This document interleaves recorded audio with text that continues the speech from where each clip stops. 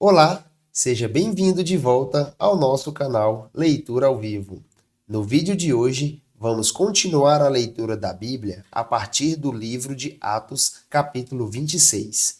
Lembrando que para você continuar acompanhando nossas leituras, deixe seu like, se inscreva no canal e ative o sininho para não perder nenhum de nossos vídeos. E vamos direto para a leitura de hoje.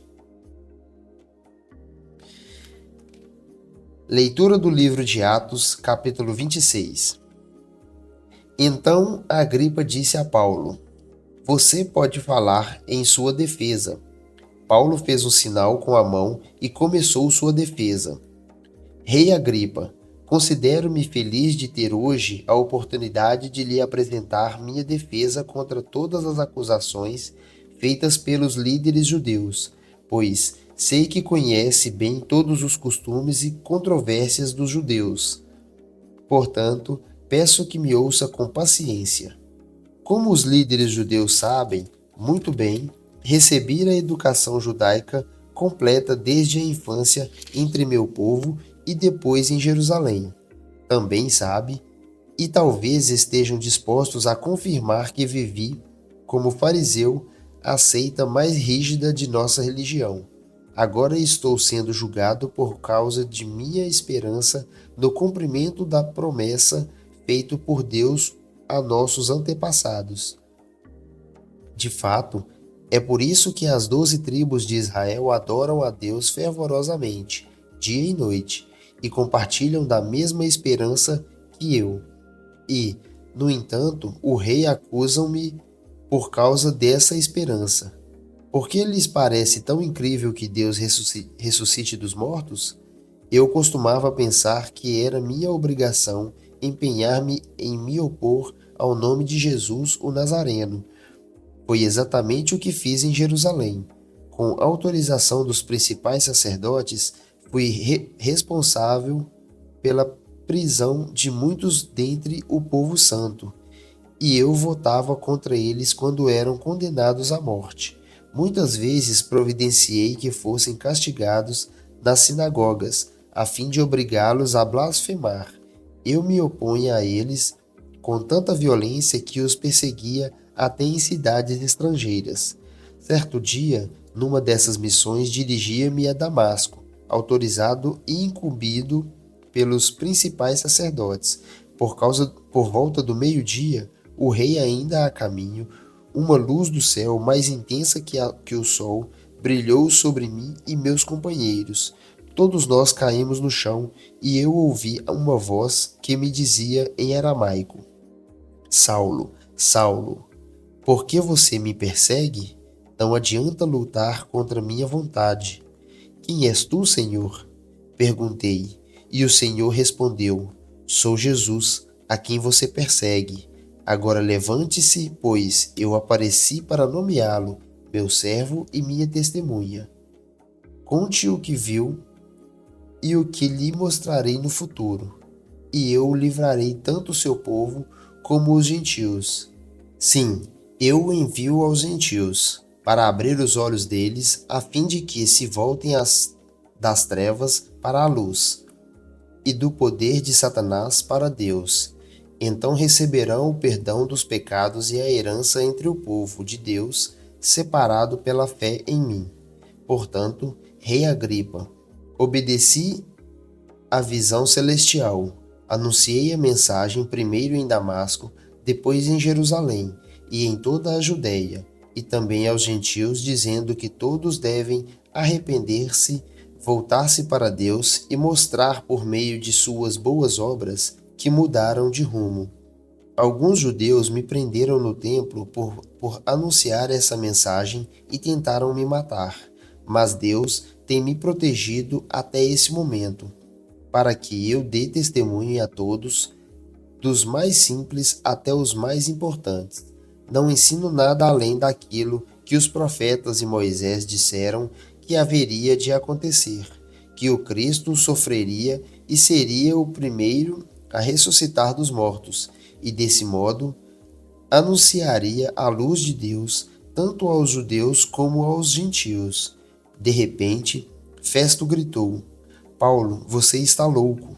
O excesso de estudo o fez perder o juízo. Mas Paulo respondeu: Não estou louco, excelentíssimo Festo.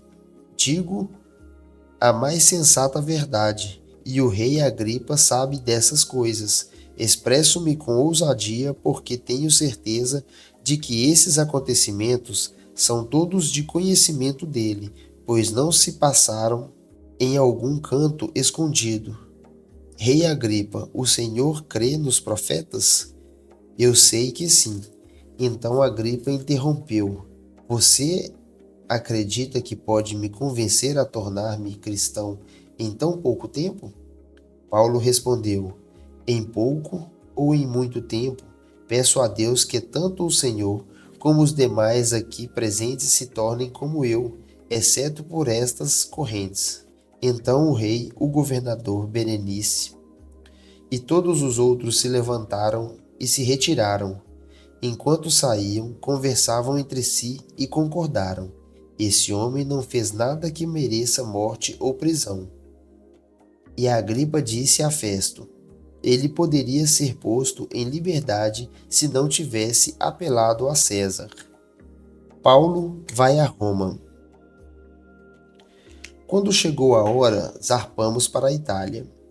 Paulo e muitos outros prisioneiros foram colocados sob a guarda de um oficial romano chamado Júlio, capitão do regimento imperial.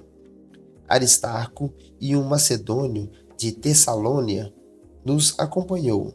Partimos num navio que tinha vindo do porto de Adramítio, no litoral noroeste da província da Ásia. Estavam previstas diversas paradas em portos ao longo da costa. No dia seguinte, quando ancoramos em Sidom, Júlio demonstrou bondade a Paulo, permitindo-lhe que desembarcasse para visitar amigos e receber ajuda material deles.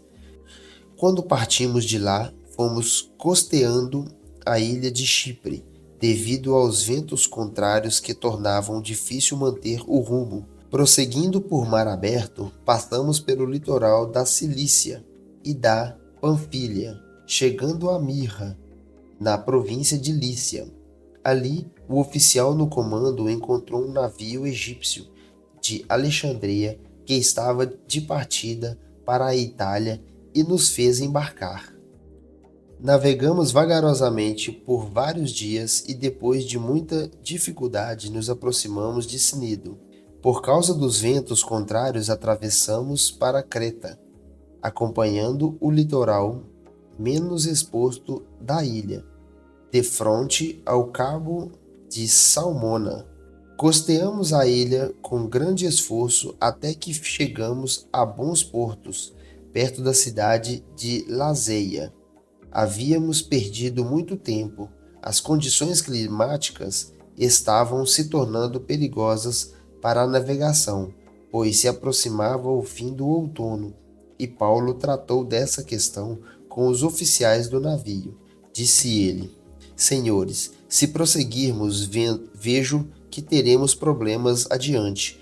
Havia grande prejuízo para o navio e para a carga e perigo para a nossa vida. Mas o oficial encarregado dos prisioneiros deu mais ouvidos ao capitão e ao proprietário do navio que a Paulo. E uma vez que bons portos era uma enseada aberta, um péssimo lugar para passar o inverno, a maioria da tripulação desejava ir a Fenícia, que ficava mais adiante na costa de Creta, e passar o inverno ali. Fenícia era um bom porto com abertura apenas para o sudoeste e o noroeste. A tempestade no mar. Quando um vento leve começou a soprar o sul, os marinheiros pensaram que conseguiria chegar lá a salvo. Por isso, levantaram âncora e foram costeando Creta. Mas o tempo mudou de repente e um vento com força de furacão, chamado Nordeste, soprou sobre a ilha e nos empurrou para o mar aberto. Como os marinheiros não conseguiam manobrar o navio para ficar de frente para o vento, decidiram e deixaram que fossem levados pela tempestade.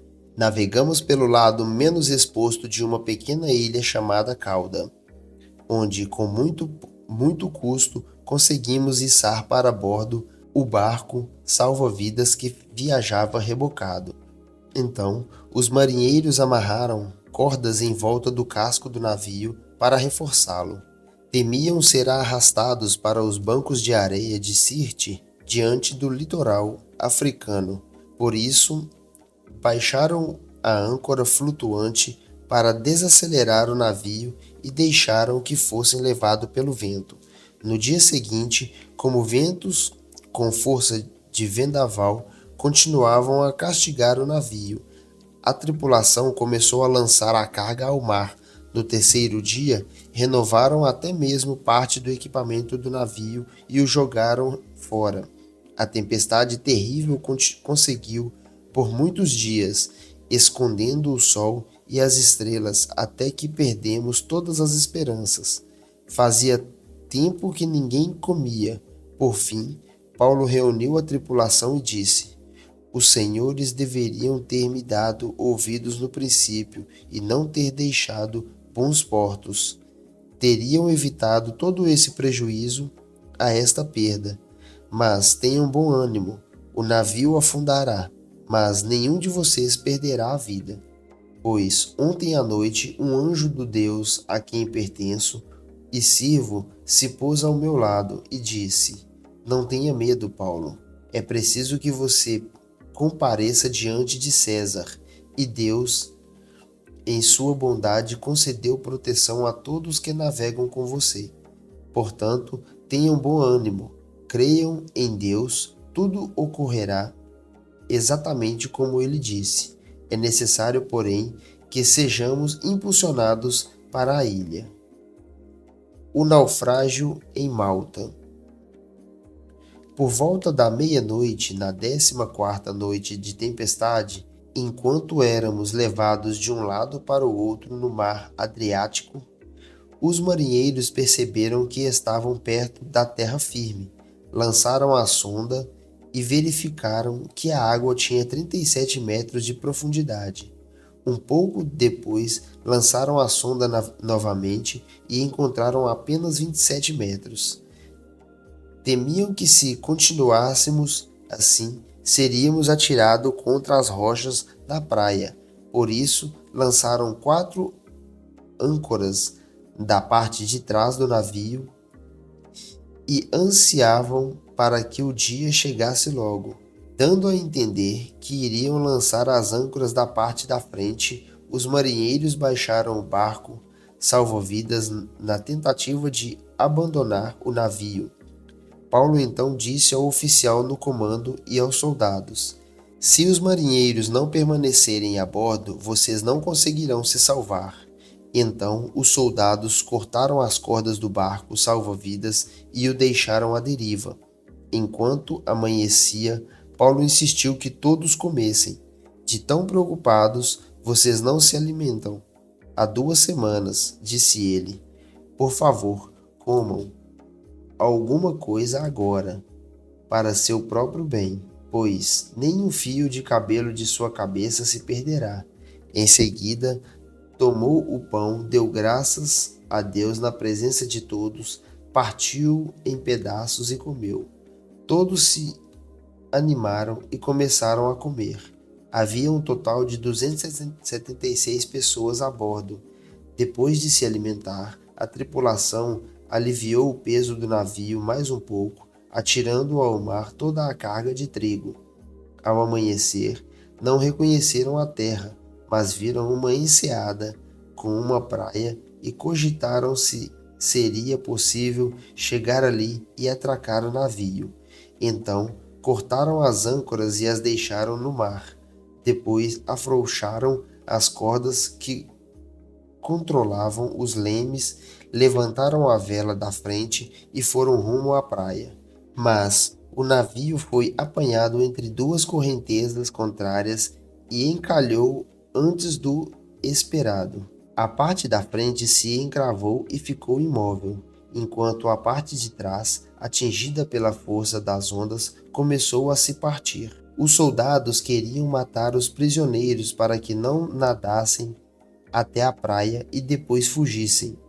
O oficial no comando, porém, desejava poupar a vida de Paulo e não permitiu que executassem seu plano. Ordenou aos que sabiam nadar que saltassem ao mar primeiro e fossem em direção à terra.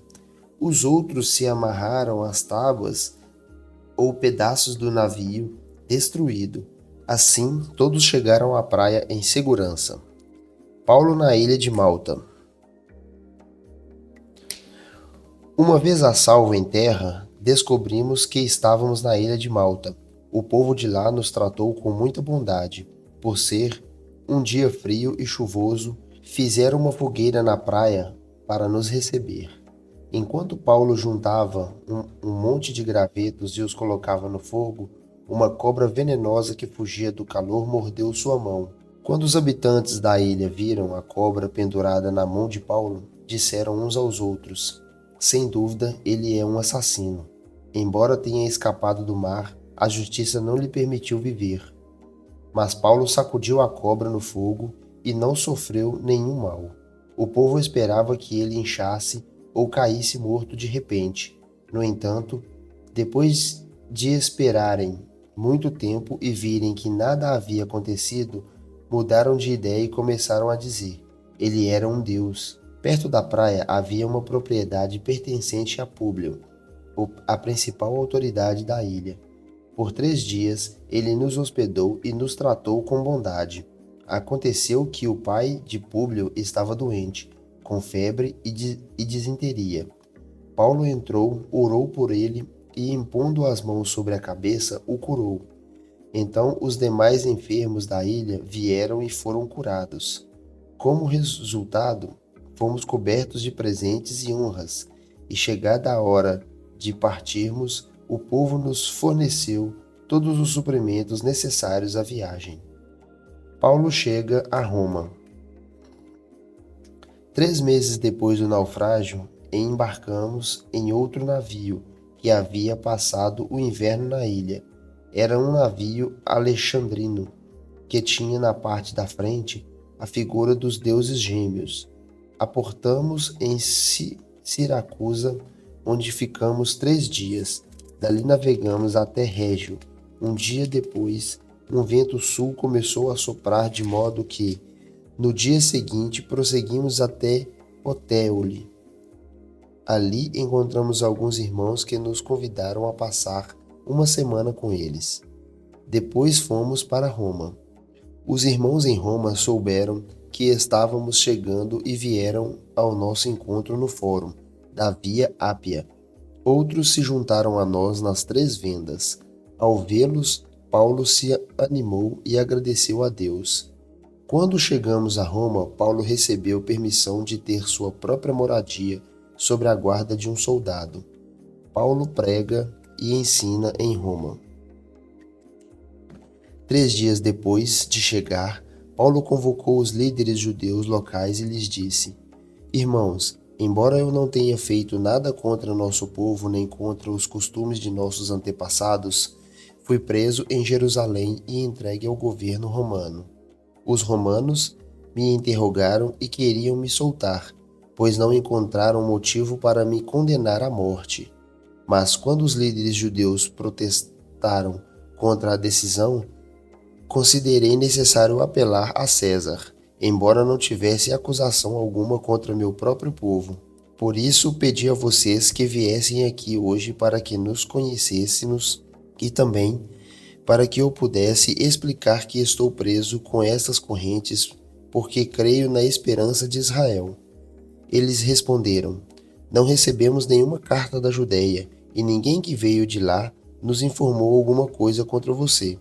Contudo, queremos ouvir o que você pensa, pois o que sabemos a respeito desse movimento é que ele é contestado em toda parte.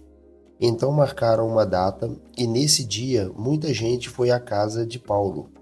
Ele explicou e testemunhou sobre o reino de Deus e desde cedo até a noite procurou convencê-los acerca de Jesus com base na lei de Moisés e nos livros dos profetas. Alguns foram convencidos pelas coisas que ele disse, mas outros não creram. E depois de discutirem entre si, foram embora com essas palavras finais de Paulo. O Espírito Santo estava certo quando disse a nossos antepassados, por meio do profeta Isaías: Vá e diga a este povo: quando ouvirem o que digo, não entenderão. Quando virem o que faço, não compreenderão, pois o coração deste povo está endurecido. Ouvem com dificuldade e têm os olhos fechados, de modo que seus olhos não veem, e seus ouvidos não ouvem, e seu coração não entende, e não se voltam para mim, não permitem que eu os cure. Portanto, quero que saibam que esta salvação está vindo de Deus, também foi oferecida aos gentios, e eles a aceitarão. Depois de ele ter dito estas palavras, os judeus partiram em grande desacordo uns com os outros durante os 2 anos seguintes. Paulo morou em Roma às próprias custas. A todos que o visitavam, ele recebia, proclamando corajosamente o reino de Deus e ensinando a respeito do Senhor Jesus Cristo sem restrição alguma. Romanos. Saudações de Paulo. Eu, Paulo, escravo de Cristo Jesus, chamado para ser apóstolo e enviado para anunciar as boas novas de Deus. Escrevo esta carta. Deus prometeu as boas novas muito tempo atrás nas Escrituras Sagradas, por meio de seus profetas. Elas se referem a seu filho, que como homem nasceu da linhagem do rei Davi, e quando o poder do Espírito Santo o ressuscitou dos mortos, foi demonstrado que ele era o Filho de Deus. Ele é Jesus Cristo, nosso Senhor. Por meio dele, recebemos a graça e a autoridade como apóstolos, de chamar os gentios em toda parte a crer nele e lhe obedecer, em honra de seu nome. E vocês estão entre esses gentios, chamados para pertencer a Jesus Cristo. Escrevo a todos vocês que estão em Roma, amados por Deus e chamados para ser seu povo santo. Que Deus nosso Pai e o Senhor Jesus Cristo lhes deem graça e paz. As boas novas de Deus. Antes de tudo, quero dizer que, por meio de Jesus Cristo, agradeço a meu Deus por todos vocês, pois sua fé nele é comentada em todo o mundo. O Deus a quem sirvo em meu espírito, anunciando as boas novas a respeito de seu Filho, sabe como nunca deixo de me lembrar de vocês, em minhas orações, sempre pedindo, se for da vontade de Deus, uma oportunidade de ir vê-los. Desejo muito visitá-los, a fim de compartilhar com vocês alguma dádiva espiritual que os ajude a se fortalecerem. Quando nos encontrarmos, quero encorajá-los na fé e também quero ser encorajado por sua fé. Quero que saibam, irmãos, que muitas vezes planejei visitá-los, mas até agora fui impedido. Meu desejo é trabalhar entre vocês e ver frutos espirituais, como tenho visto entre outros gentios, pois sinto grande obrigação, tanto para com os gregos para os bárbaros, tanto para com os instruídos como os não instruídos.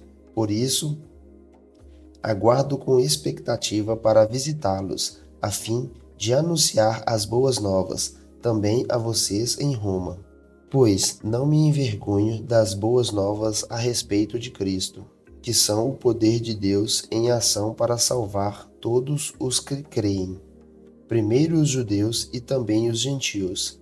As boas novas revelam como Deus nos declara juntos diante dele, o que, do começo ao fim, é algo que se dá pela fé. Como dizem as Escrituras, o justo viverá pela fé. A ira de Deus contra o pecado. Assim Deus mostra do céu sua ira contra todos que são pecadores e perversos, que por sua maldade impedem que a verdade seja conhecida. Sabem a verdade a respeito de Deus, pois ele a tornou evidente, por meio de tudo que ele fez desde a criação do mundo. Podem perceber claramente seus atributos invisíveis, seu poder eterno e sua natureza divina. Portanto, não tem desculpa alguma. Sim, ele conhecia algo sobre Deus, mas não o adoraram, nem lhe agradeceram. Em vez disso, começaram a inventar ideias tolas e com isso sua mente ficou obscurecida e confusa. Dizendo-se sábios, tornaram-se tolos. Trocaram a grandeza do Deus imortal por imagens de seres humanos mortais, bem como de aves, animais e répteis. Por isso, Deus os entregou aos desejos pecaminosos de seu coração. Como resultado, praticaram entre si coisas desprezíveis e degradantes com o próprio corpo. Trocaram a verdade sobre Deus pela mentira. Deste modo, adoraram e serviram coisas que Deus criou em lugar do Criador, que é digno de louvor eterno. Amém. Por isso, Deus os entregou a desejos vergonhosos. Até as mulheres trocaram sua forma natural de relações sexuais por práticas não naturais, e os homens, em vez de ter relações sexuais normais com mulheres, arderam de desejos um pelos outros. Homens praticaram atos indecentes com outros homens e, em decorrência desse pecado, sofreram em si mesmos e castigos que mereciam. Uma vez que consideraram que conhecer a Deus era algo inútil, o próprio Deus os entregou a um inútil modo de pensar, deixando que fizessem coisas que jamais deveriam ser feitas. A vida deles se encheu de toda espécie de perversidade, pecado, ganância, ódio, inveja, homicídio, discórdia, engano, malícia e fofocas. Espalham calúnias, odeiam a Deus, são insolentes, orgulhosos e arrogantes, inventam novas maneiras de pecar e desobedecem a seus pais. Não têm entendimento, quebram suas promessas, não mostram afeição nem misericórdia. Sabem que, de acordo com a justiça de Deus, quem pratica essas coisas merece morrer, mas ainda assim continuam a praticá-las. E o que é pior, incentivam outros a também fazê-lo. O julgamento de Deus. Também você pense que pode condenar esses indivíduos, mas é igual a eles e não tem desculpa. Quando diz que eles deveriam ser castigados, condena a si mesmo, porque você, que julga os outros, pratica as mesmas coisas. E sabemos que Deus, em sua justiça, castigará todos que praticam tais coisas. Uma vez que você julga os outros por fazerem essas coisas, o que o leva a pensar que evitará o julgamento de Deus ao agir da mesma forma? Não percebe quanto ele é bondoso, tolerante e paciente com você? Não vê que essas manifestações de bondade de Deus visam levá-lo ao arrependimento? Mas, por causa de seu coração rebelde, você se recusa a abandonar o pecado, acumulando ira sobre si mesmo, pois o dia da ira se aproxima, quando o justo juízo de Deus se revelará. Ele julgará cada um de acordo com seus atos, dará vida eterna àqueles que, persistindo em fazer o bem, busca glória, honra e imortalidade, mas derramará ira e indignação sobre os que vivem para si mesmos, que se recusam a obedecer à verdade e preferem entregar-se a uma vida de perversidade. A todos que praticam o mal, ele trará aflição e calamidade, primeiro para os judeus e também para os gentios, mas a todos que o fazem o bem, ele dará glória, honra e paz. Primeiro para os judeus e também para os gentios, pois Deus não age com favoritismo. Assim, todos os que pecarem, mesmo não tendo a lei escrita de Deus, serão destruídos, e todos os que pecarem, estando sobre a lei de Deus, de acordo com essa lei, serão julgados, pois o simples ato de ouvir a lei não nos torna justos diante de Deus, mas sim a obediência à lei é que nos torna justos aos olhos dele. Até mesmo os gentios que não têm a lei escrita, quando obedecem a ela instintivamente, mostram que conhecem a lei, mesmo não a tendo. Demonstram que a lei está gravada em seu coração, pois sua consciência e seus pensamentos os acusam ou lhes dizem que estão agindo corretamente. Isso se confirmará no dia em que Deus julgar os segredos de cada um por meio de Cristo Jesus, de acordo com as boas novas que anuncio. Os judeus e a lei. Você que se diz judeu se apoia na lei de Deus e se orgulha de seu relacionamento especial com ele. Conhece a vontade de Deus, sabe o que é certo porque foi instruído em sua lei. Quando convencido de que é guia para cegos e luz para os que estão perdidos na escuridão, considera-se capaz de instruir os ignorantes e ensinar os caminhos de Deus às crianças. Está certo de que a lei de Deus lhe dá pleno conhecimento de verdade. Pois bem, se você ensina aos outros, por que não ensina a si mesmo? Diz a outros que não roubem, mas você mesmo rouba? Afirma que é errado cometer adultério, mas você mesmo adultera? Condena a idolatria, mas rouba objetos dos templos? Você que tanto se orgulha de conhecer a lei, desonra a Deus desobedecendo a lei? Não é de admirar que as Escrituras digam: os gentios blasfemam o nome de Deus por causa de vocês. A prática judaica da circuncisão só tem valor se você obedece à lei de Deus. Mas se você não é circuncidado, não obedece à lei de Deus, não é diferente de um gentio incircuncidado. E se os incircuncidados obedecerem à lei de Deus, acaso não serão também considerados circuncidados? De fato, os gentios incircuncidados que cumprem a lei de Deus condenarão você, judeu, que é circuncidado e tem a lei de Deus, mas não obedece a ela. Pois ser judeu exteriormente ou ser circuncidado não torna ninguém judeu de fato. Judeu verdadeiro é quem o é no íntimo, e circuncisão verdadeira é a do coração, feita pelo Espírito e não pela letra da lei, recebendo assim a aprovação de Deus e não das pessoas.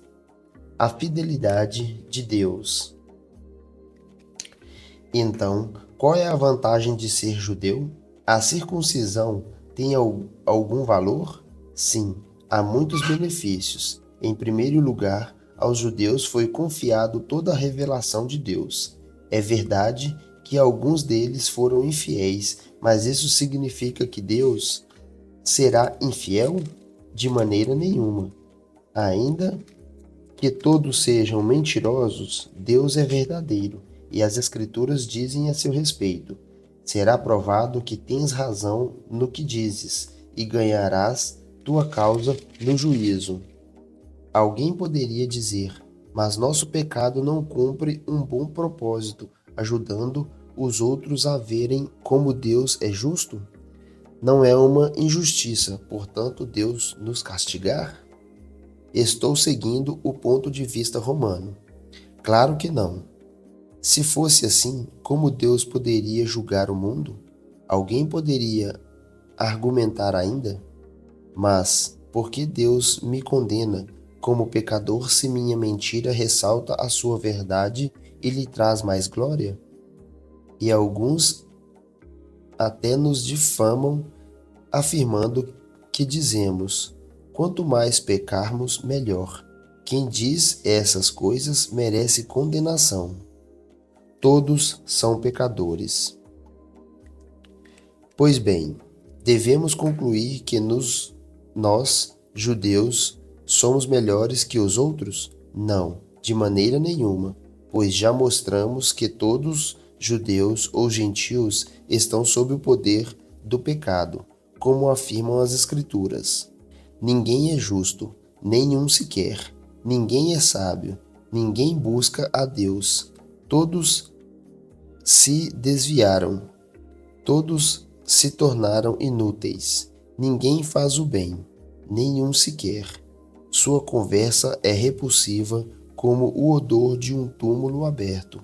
Sua língua é cheia de mentiras, veneno de serpentes goteja de seus lábios. Sua boca é cheia de maldição e amargura. Apressam-se em cometer homicídio. Por onde passam, deixam destruição e sofrimento. Não sabem onde encontrar paz. Não têm o menor temor de Deus. É evidente que a leitura se aplica àqueles a quem ela foi entregue, pois seu propósito é evitar desculpas e mostrar que todo mundo é culpado diante de Deus, pois ninguém será declarado justo diante de Deus por fazer o que a lei ordena. A lei simplesmente mostra quanto somos pecadores. Cristo tomou sobre si nosso castigo. Agora, porém, conforme prometido na lei de Moisés e nos profetas, Deus nos mostrou como somos declarados justos diante dele sem as exigências da lei. Somos declarados justos diante de Deus por meio da fé em Jesus Cristo, e isto se aplica a todos que creem sem nenhuma distinção. Pois todos pecaram e não alcançaram o padrão da glória de Deus, mas Ele, em sua graça, nos declara justos por meio de Cristo, que nos resgatou do castigo por nossos pecados.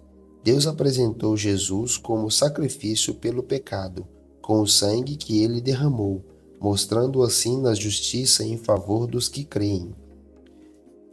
No passado, ele se conteve e não castigou os pecados antes cometidos, pois planejava revelar sua justiça no tempo presente. Com isso, Deus se mostrou justo e condenado o pecado, e justificador, declarando justo o pecador que crê em Jesus. Podemos então nos vangloriar de ter feito algo para sermos aceitos por Deus? Não, pois nossa absolvição não vem pela obediência à lei, mas pela fé. Portanto, somos declarados justos por meio da fé e não pela obediência à lei. Afinal, Deus é Deus apenas dos judeus? Não é também Deus dos gentios? Claro que sim. Existe um só Deus e ele declara justos todos os judeus como gentios, somente pela fé.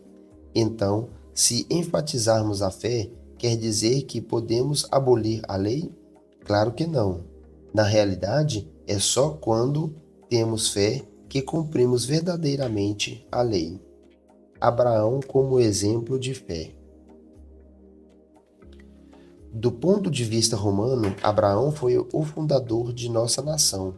O que descobriu ele?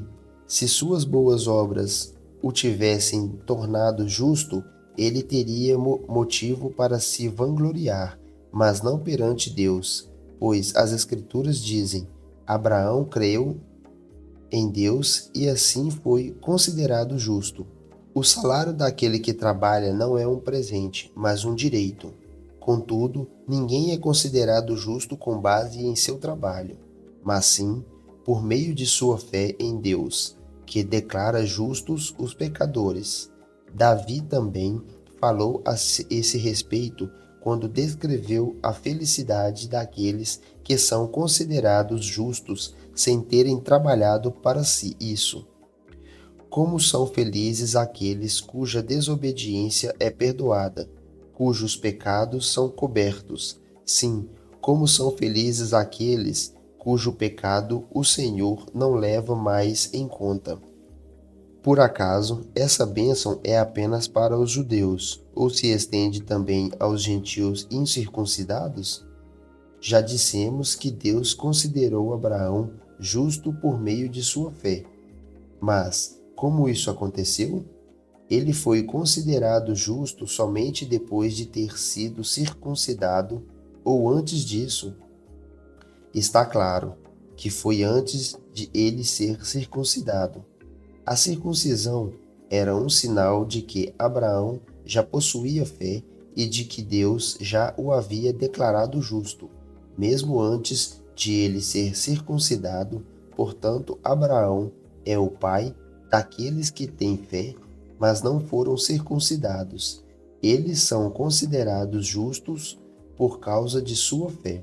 E Abraão também é o pai daqueles que foram circuncidados, mas somente se tiverem o mesmo tipo de fé que Abraão tinha antes de ser circuncidado.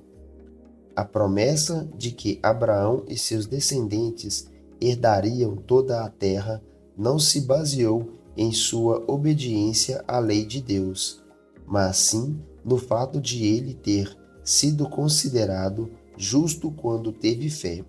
Portanto, se a esperança prometida é apenas para aqueles que obedecem à lei, a fé é desnecessária e a promessa anulada, pois a lei traz ira sobre aqueles que tentam obedecer a ela. A única forma de não quebrar a lei é não ter lei nenhuma para quebrar. É por isso que a promessa vem pela fé, para que ela seja segundo a graça e assim alcance toda a descendência de Abraão, não somente os que vivem sob a lei, mas todos que têm fé, como a que teve Abraão, pois ele é o pai de todos que creem. Conforme aparece nas Escrituras, eu o fiz pai de muitas nações. Isso aconteceu porque Abraão creu no Deus que traz os mortos de volta à vida e cria coisas novas do nada. Mesmo quando não havia motivo para ter esperança, Abraão manteve, crendo que se tornaria o pai de muitas nações, pois Deus lhe tinha dito: esse é o número de descendentes que você terá. E sua fé não se enfraqueceu, embora ele soubesse que, aos 100 anos, seu corpo, bem como o ventre de Sara, já não tinha vigor. Em nenhum momento a fé de Abraão na promessa de Deus vacilou. Na verdade, ele se fortaleceu e com isso ele deu glória a Deus. Abraão estava plenamente convicto de que Deus é poderoso para cumprir tudo o que promete. Por isso, sua fé, ele foi considerado justo. E quando Deus considerou Abraão justo, não o fez apenas para benefício dele. As Escrituras dizem que foi também para nosso benefício, pois eles garantem que também seremos considerados justos para cremos naqueles que ressuscitou dos mortos a Jesus nosso Senhor. Ele foi entregue à morte por causa de nossos pecados e foi ressuscitado para que fôssemos declarados juntos diante de Deus. A fé produz alegria. Portanto, uma vez que pela fé fomos declarados justos, temos paz com Deus por causa daquilo que Jesus Cristo, nosso Senhor, fez por nós. Foi por meio da fé que Cristo nos concedeu essa graça que agora desfrutamos com segurança e alegria, pois temos a esperança de participar da glória de Deus.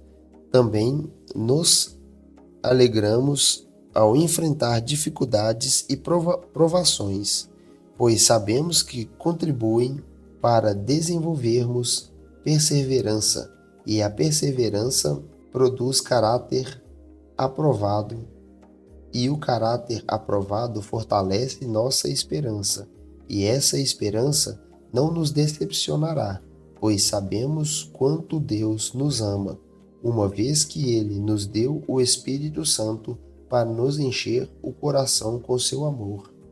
Quando estávamos completamente desamparados, Cristo veio na hora certa e morreu por nós, pecadores. É pouco provável que alguém morresse por um justo, embora talvez alguém se dispusesse a morrer por uma pessoa boa. Mas Deus nos prova seu grande amor ao enviar Cristo para morrer por nós quando ainda éramos pecadores. E uma vez que fomos declarados justos por seu sangue, certamente seremos salvos da ira de Deus por meio dele. Pois, se quando ainda éramos inimigos de Deus, nosso relacionamento com ele foi restaurado pela morte de seu filho, agora que já estamos reconciliados, certamente seremos salvos por sua vida.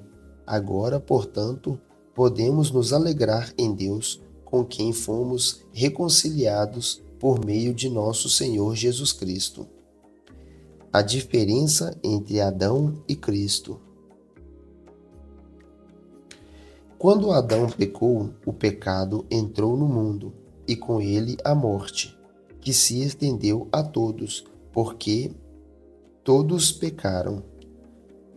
É fato que as pessoas pecaram antes que a lei fosse concedida, mas, porque ela não existia, seus pecados não foram levados em conta. Mesmo assim, o tempo de Adão até o de Moisés, todos morreram, incluindo os que não obedeceram a uma ordem explícita de Deus, como Adão desobedeceu.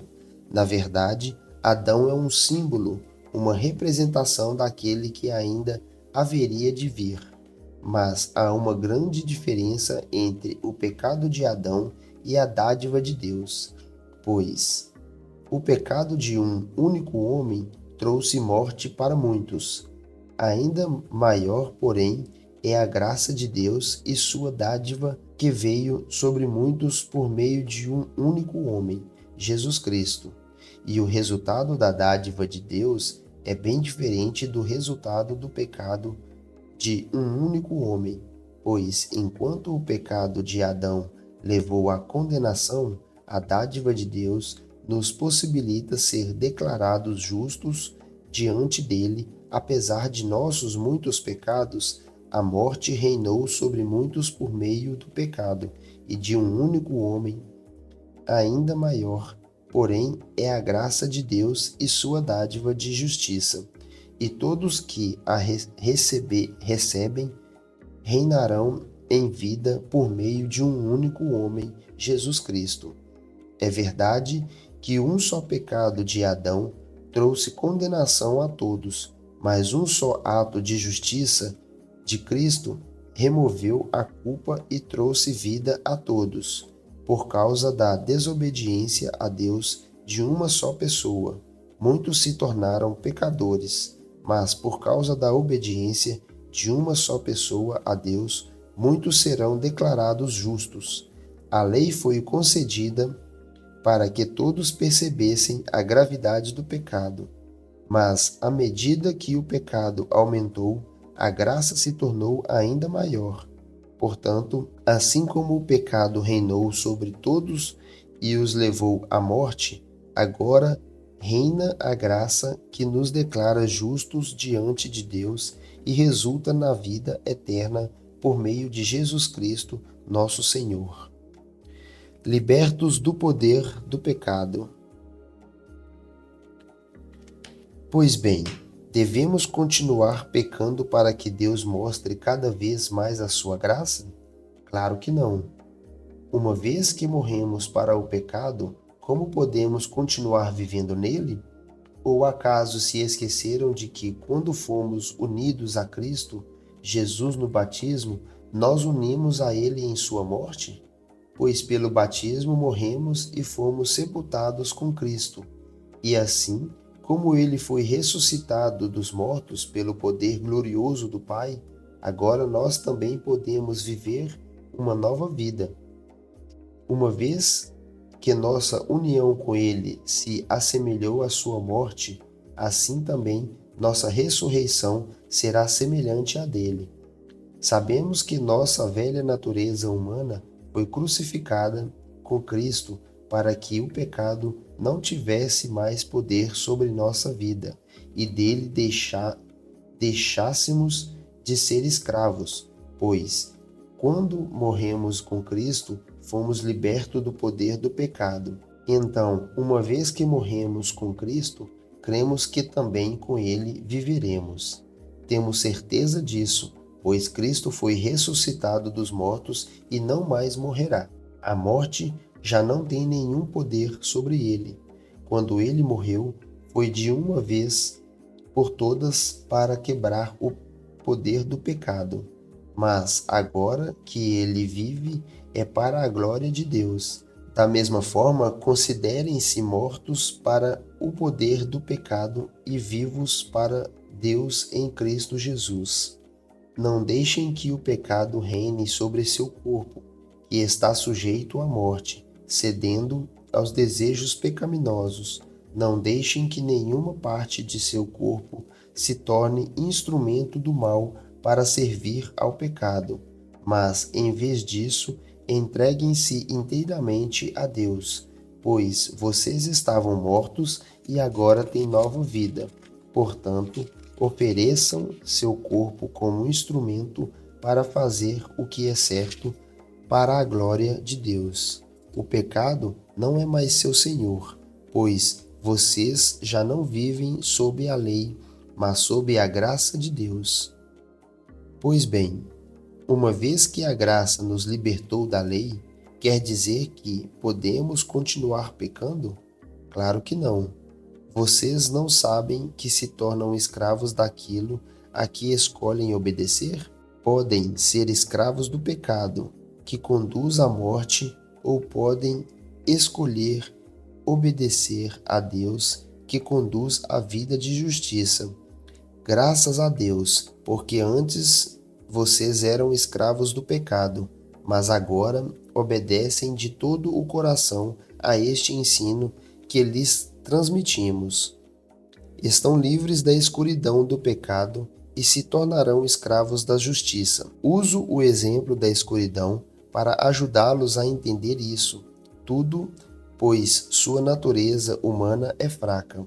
No passado, vocês se deixaram escravizar pela impureza e pela maldade, o que os fez afundar ainda mais no pecado. Agora, devem se entregar como escravos à vida de justiça para que se tornem santos. Quando eram escravos do pecado, estavam livres da obrigação de fazer o que é certo. E qual foi o resultado? Hoje vocês se envergonham das coisas que costumavam fazer, coisas que acabam em morte. Agora, porém, estão livres do poder do pecado e se tornaram escravos de Deus. Fazem aquilo que conduz à santidade e resulta na vida eterna, pois o salário do pecado é a morte, mas a dádiva de Deus é a vida eterna em Cristo Jesus, nosso Senhor. E assim, com esta passagem, encerramos a nossa leitura de hoje. E eu te peço que você clique no botão de curtir e se inscreva no canal e ative o sininho para não perder nenhuma de nossas leituras. Eu agradeço a você que chegou até aqui e espero você na nossa próxima leitura. Fique em paz e até mais.